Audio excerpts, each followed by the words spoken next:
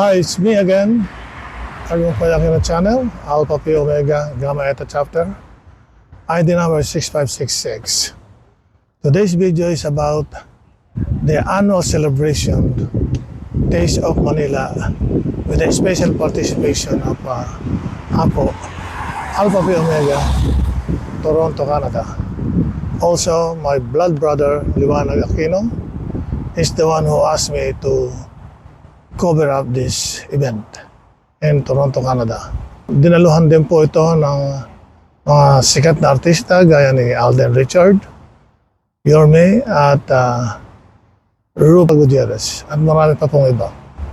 Okay, 10-4. Aim of making each member and the association as a whole a positive contributor to the growth and development of the whole community, with an objective to assemble alumni members of Alpha Pi Omega in the fellowship of the principles of Scout Oath and Law to develop leadership, promote friendship, and provide service to humanity, and further the freedom that is a national, educational, and intellectual unity. Toronto Alumni Association.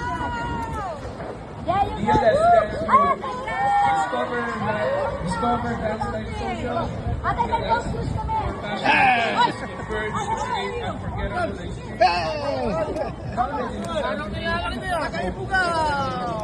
Kumama siya lang. From zero to hero.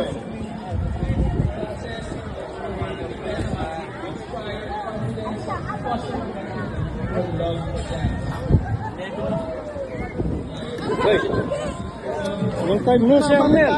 Ano? Umalis ka na sa Niagara? Yeah, wala na ako dun. Dito sa Agata mo. Sige, ito tayo. Known him for many years. He's a very dapper member of parliament for Eglinton Lawrence, former Minister of Immigration, Marco Mendicino. I also hear he's got a great jump shot.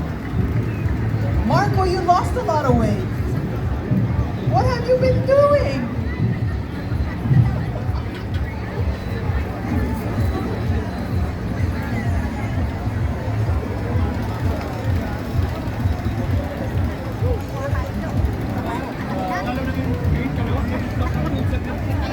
Marco was just in the Philippines a few months ago.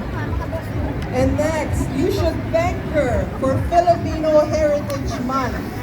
The Member of Parliament for Scarborough Center, Salma Zahid. Palakpakan po natin si Salma.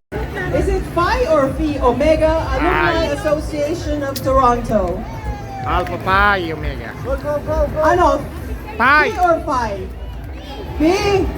Okay, Alpha Phi Omega Association of Toronto is a non-sectarian, non-profit, and non-political organization. It is designed to provide a continuing program for growth and development of all members, with the aim of making each member and the association as a whole a positive contributor to the growth and development. GIUA uses traditional Chinese cultural art forms to celebrate values of truth, compassion, and tolerance. Not all performers of Chinese origin, however, as the number of Western artists joining. School. St. Margaret School Senior Kindergarten will perform later at the main stage, headed by the school principal, Miss Susana Ranali. Batangas Varsitarian Alumni Association North America. Representative si Rolly Laigo. GAFFA Global Advocacy for Autism Awareness. Global Advocacy for Autism Awareness, or GAFAA, is an organization who promotes. Ito po ang aking kapatid na si blood brother Liwanag Aquino. At ngayon po ay nagkakatuwaan sila at talagang may music po ito. Nakamute lang po yung music dahil ayoko pong maka-copyright.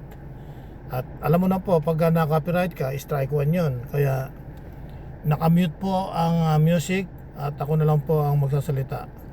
Ngayon po ay nagkakatuwaan sila at yan po ang mga muse At ang mga celebrities at pati na nga po yung mga politician ay nakikipag-picture dito sa mga muse ng celebration ng ating Taste of Manila. At ngayon po ay kasalukuyan silang nagkakantahan at meron po silang nagsasayawan. At kung nalalaman nyo po ang line dancing, ay yun po ang kanilang sinasayaw. At talaga naman pong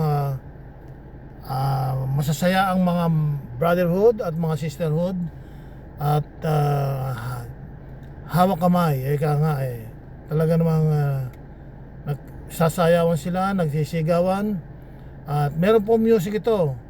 Ayan po ang line dancing na sinasayaw nila. Inalis ko lang po yung music dahil alam naman po ninyo, copyrighted.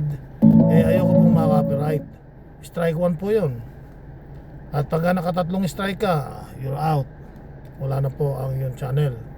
At talaga naman pong napakasaya nila. Ayan.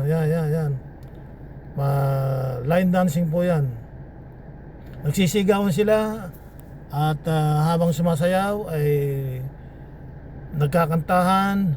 At talaga naman pong sumisigaw sa sobrang kasiyahan. Dahil ang selebrasyon po ay talaga napakasaya. Andyan po ang aking kapatid na si Brother Liwanag Aquino. Ayan po, nakakaingit nga po. Pati ako naiindak Talaga naman po napakasaya nila. Ayan po ang mga brotherhood, sisterhood.